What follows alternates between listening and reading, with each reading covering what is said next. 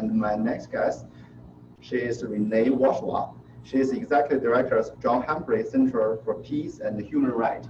Let's connect Renee. Oh, here you are. You're good.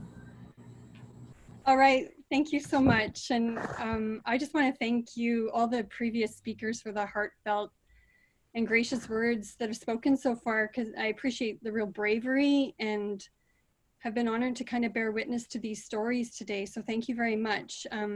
Yeah, my name is Renee Vaugerois, and I'm up here in Amiskwichi, Waskahagan in Treaty 6 territory, otherwise known as Edmonton. And I also really appreciated the fact that our conversations are getting more brave on racism, and really appreciated hearing the discussions around genocide. And as I was listening to the previous speakers, I was reminded that the exclusion of the Chinese community in Canada goes back, more than 150 years to the systemic legislation that started to shape the relationships that we have in this country. The 1885 Chinese Immigration Act explicitly identified race as a ground of exclusion. In 1882, John A. Macdonald described the Chinese in Parliament as a semi-barbaric and inferior race. And it made me think about 1907, the anti-Asiatic rallies in Vancouver. In 1914, we saw fisheries legislation in Vancouver, really working to eliminate permits to Asian communities. 1923, the Immigration Act evolved to the Chinese Exclusion Act. So we had this period, a really long period of legislated racism. And it wasn't until like 1945 where we did see the enfranchisement of the Chinese community, but also others such as the Jewish communities in our communities. And I think today, under the stress and fear in COVID, this racism is seeing new manifestations of something that I think is really deep and takes our continued vigilance to cause shifts. So today, I'm just here to share some really practical tools and suggestions coming from the lens of what should we be doing as individuals around discrimination as well as systemic discrimination, and reflecting around that a little bit more. I'm obviously a strong believer in the value of human rights, and human rights are a tool, I believe, that we have to shift these systems of systemic discrimination, but also to address individual discrimination. In the history of things, when we reflect on racism and all these pieces that we've talked about today, human rights are quite young, but human rights evolved so that we could work to correct these wrongs that were systemically embedded in our societies. And in Canada, our human rights legislation, when we think about it, it comes through this lens of discrimination. So while human rights itself is much bigger, it's about our right to culture, identity, food, all these things. When it has been put into the legislation in Canada, it is really around this notion of discrimination.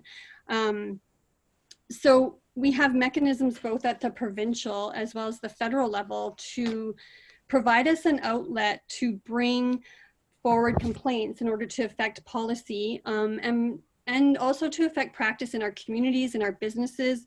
So I think when I think about human rights, it's really important to have these independent spaces to push back against racism and discrimination when they happen, because, and I think it's been talked about today, is that the silencing or this inability to really provide feedback so that we can shift things is all too normal. People don't want to report traditionally, and we can look at the stats and the total erasure of stats related to Indigenous communities when we look at hate and racism, because they don't report, because there's systemic elements to that relationship between Indigenous communities and law enforcement, for example.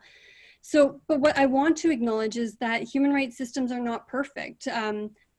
But we also have to have a commitment to continuing to evolve them.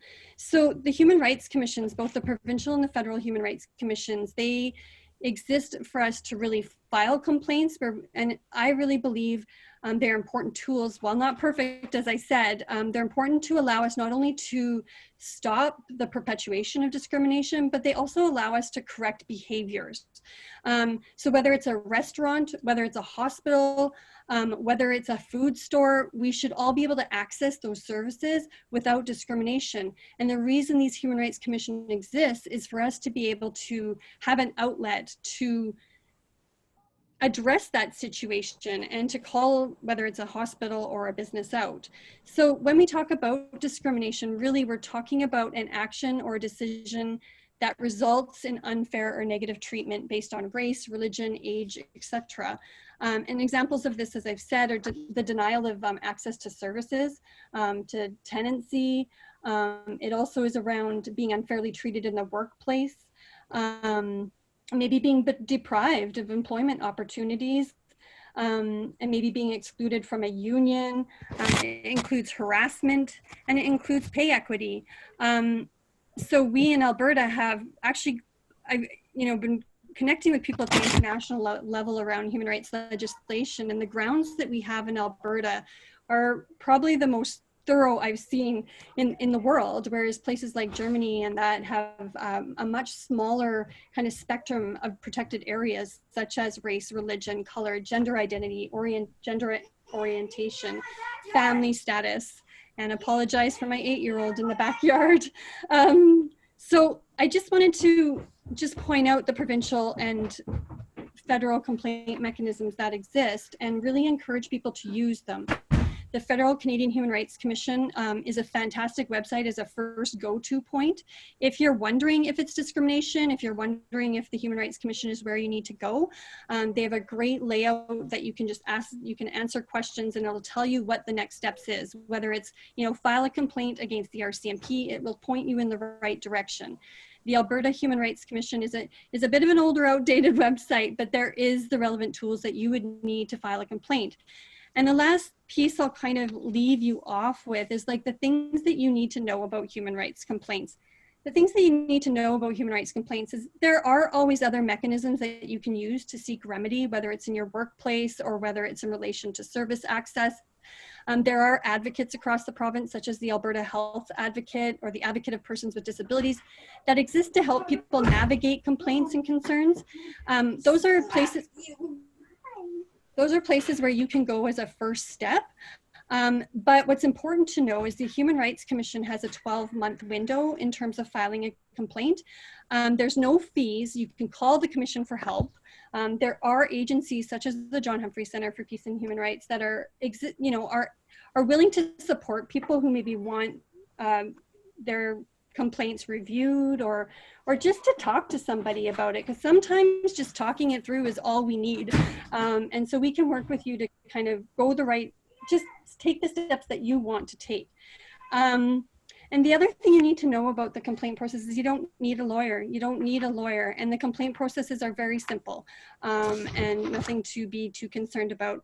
So if you are feeling that you are being discriminated against, whether it's one incident or whether it's an ongoing thing in the workplace or whatever, make sure you start to document this stuff. That is what's key. The hardest challenge in human rights complaints is that it's really the burden of evidence is really on the complainant. So you really have to be able to document and tell the story and really articulate, how was I treated differently than everybody else? And was it because I was a woman, or was it because of the color of my skin?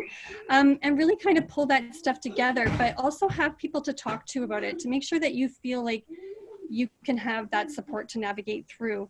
So that was kind of where I wanted to leave us off today. And I think I just want to close off with saying, observing all the speakers so far, the Indigenous of this land have taught me, and I do have some of that heritage in me, but they've taught me that today now is the time where we're entering a time of great correction and challenge. We're all jumping into this chaotic river of everything that's new.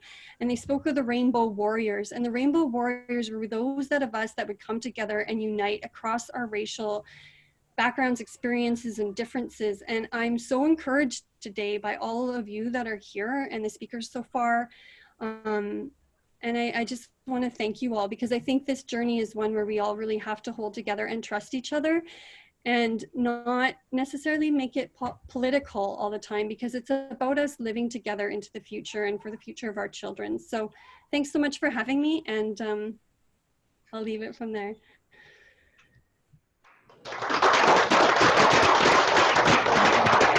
Thank you, Renee. Yes, I totally agree with you. And in 2020, this year, the keyword is full of uncertainty, chaos. and we need to trust each other, stay together, and work together to make some changes.